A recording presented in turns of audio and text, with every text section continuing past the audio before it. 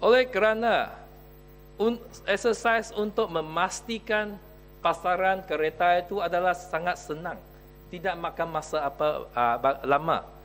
Oleh itu kita boleh mengeluarkan satu direktif sirkular kepada semua syarikat insurans supaya semasa seseorang pemilik kereta nak beli insurans polisi, ia adalah tanggungjawab syarikat insurans dan ejen-ejennya untuk memastikan apakah harga pasaran kereta itu pada masa itu, pada masa dia beli polisi insurans, supaya kita tak payah argue jika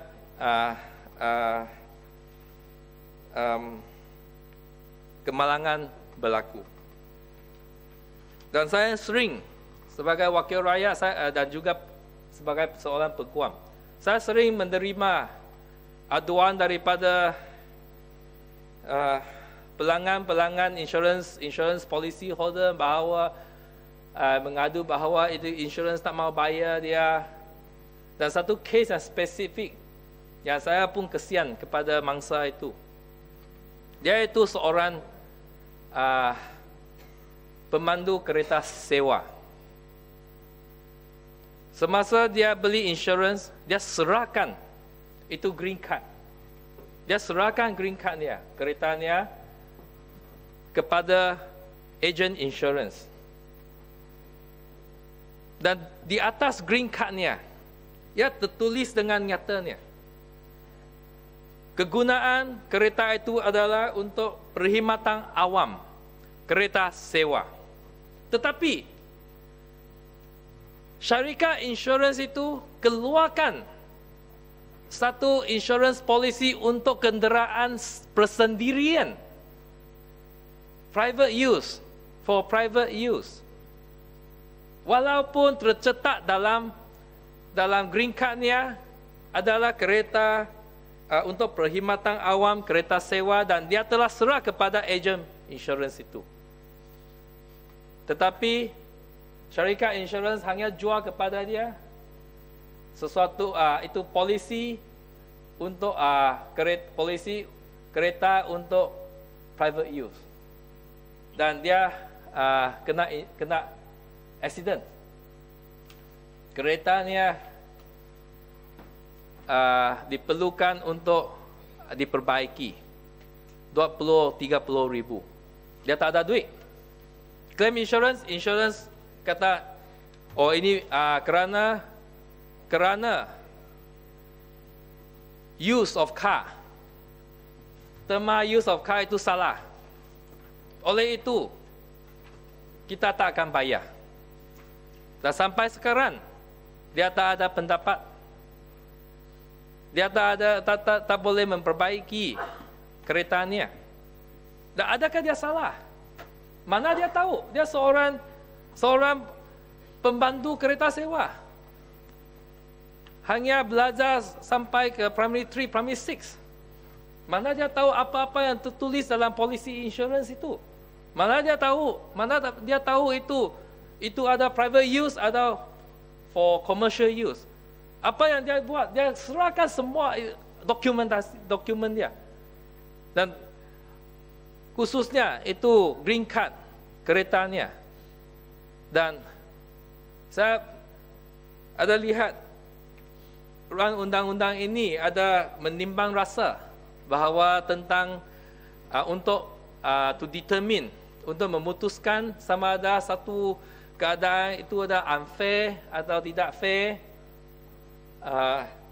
educational background of a person is also taken into consideration. Tetapi saya fikirlah dalam kes yang saya sebut tadi itu, bank negara harus ada satu cara penyelesaian, dan bukannya serahkan kepada mangsa itu untuk menjalankan mengambil tindakan mahkamah saja. Sebagai kerajaan, saya berasa tanggungjawabnya, tugasnya adalah lebih daripada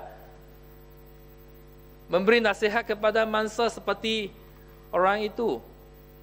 Untuk serahkan kepada kamu sendiri untuk ambil tindakan mahkamah. Kita pun tahu tindakan mahkamah itu adalah mahal. Dan syarikat insurans ini Kunia Insurance. Dan saya sering terima itu aduan mengenai Kunia Insurance. Dan saya harap, saya minta penjelasan daripada Yang Berhormat Menteri. Adakah aduan, adakah Yang Berhormat Menteri terima aduan mengenai itu Kunia Insurance? Yang seringkali cari itu jalan-jalan kecil, cari itu technical point untuk to knock out any claim, to knock out the claim, insurance claim. Dan kerajaan,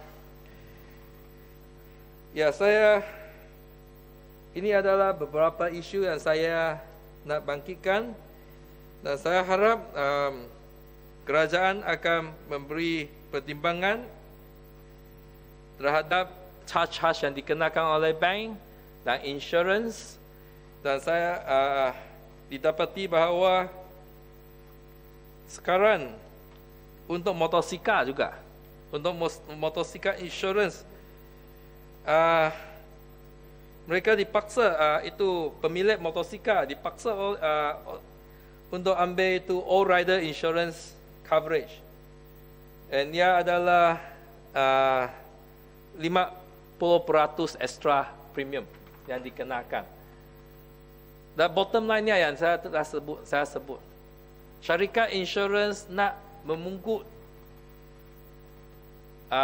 sebanyak mungkin revenue melalui alasan-alasan apapun yang dikenakan.